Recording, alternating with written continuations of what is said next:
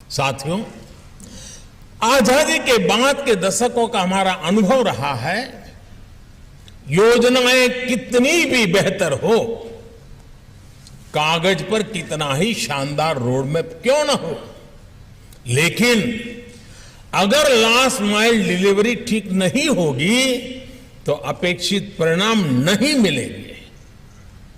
आप भली भांति जानते हैं कि पहले के सिस्टम की ही देन थी कि देश में 4 करोड़ से ज्यादा फर्जी गैस कनेक्शन थे।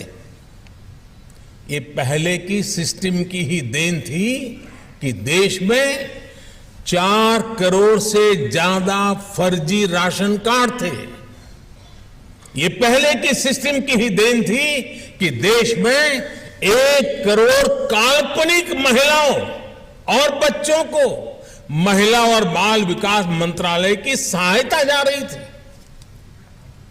ये पहले की सिस्टम ही थी और उसी की देन थी कि अल्पसंख्यक मंत्रालय करीब 30 लाख फर्जी युवाओं को स्कॉलरशिप का लाभ देता रहता था।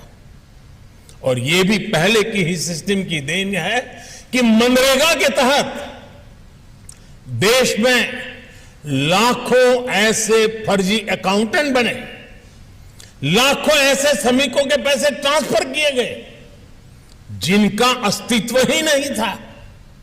आप सोचिए, जिनका कभी जन्म ही नहीं हुआ, वो सिर्फ कागजों में ही पैदा हुए, ऐसे लाखों करोड़ों फर्जी नामों की आड़ में एक बहुत बड़ा इकोसिस्टम भ्रष्टाचार में जुटा था।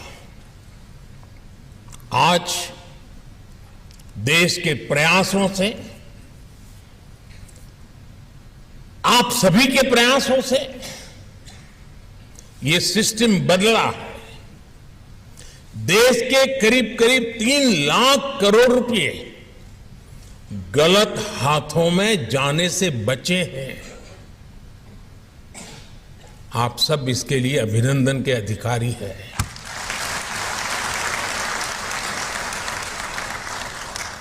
आज ये पैसे गरीबों की भलाई के काम आ रहे हैं, उनका जीवन आसान बना रहे हैं।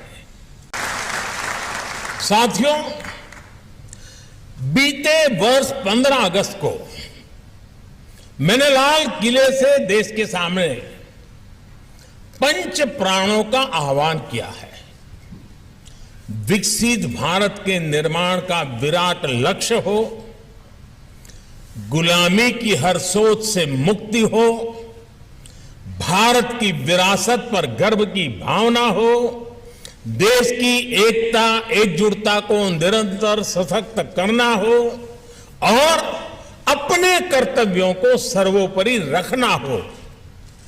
इन पंच प्राणों की प्रेरणा से जो ऊर्जा निकलेगी वो हमारे देश को वो ऊंचाई देगी जिसका वो हमेशा हकदार रहा है।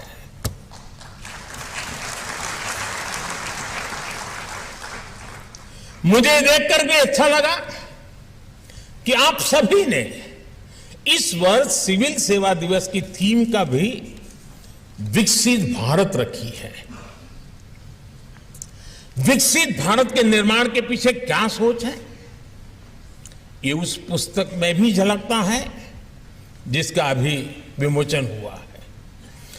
विकसित भारत सिर्फ आधुनिक इंफ्रास्ट्रक्चर या आधुनिक निर्माण तक सीमित नहीं है। विकसित भारत के लिए आवश्यक है भारत का सरकारी सिस्टम हर देशवासी की आकांक्षाओं को सपोर्ट करे। विकसित भारत के लिए आवश्यक है भारत का हर सरकारी कर्मचारी देशवासियों के सपनों को सच करने में उनकी मदद करे। विकसित भारत के लिए आवश्यक है भारत में सिस्टम के साथ जो नेगेटिविटी बीते दशकों में जुड़ी थी वो पॉजिटिविटी में बदले, हमारा सिस्टम देशवासियों के सहायक के रूप में अपनी भूमिका को आगे बढ़ाए। साथियों, किसी भी लोकतंत्र में राजनीतिक दलों का बहुत महत्व होता ही है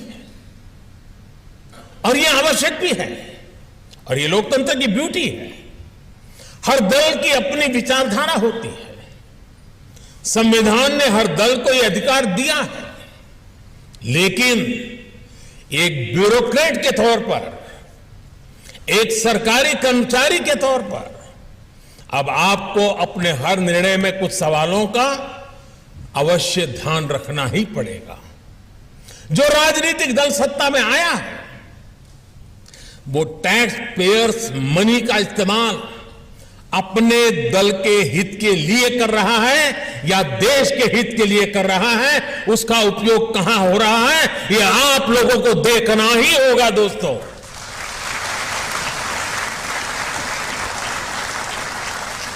वो राजनीतिक दल अपने दल के विस्तार में सरकारी धन का उपयोग कर रहा है या फिर देश के विकास में उस पैसों का इस्तेमाल कर रहा है, वो राजनीतिक दल अपना वोट बैंक बनाने के लिए सरकारी धन लुटा रहा है या फिर सभी का जीवन आसान बनाने के लिए काम कर रहा है, वो राजनीतिक दल सरकारी पैसे से अपना प्रचार कर रहा है या फिर ईमानदारी से लोगों को जागरूक कर रहा है, वो राजनीतिक दल अपने कार्यकर्ताओं को ही विभिन्न संस्थाओं में नियुक्त कर रहा है या फिर सबको पारदर्शी रूप से नौकरी में आने का अवसर दे रहा है, वो राजनीतिक दल नीतियों में इसलिए तो फेरबदल नहीं कर रहा ताकि उसकी आकाओं की काली कमाई के नए रास्ते बने।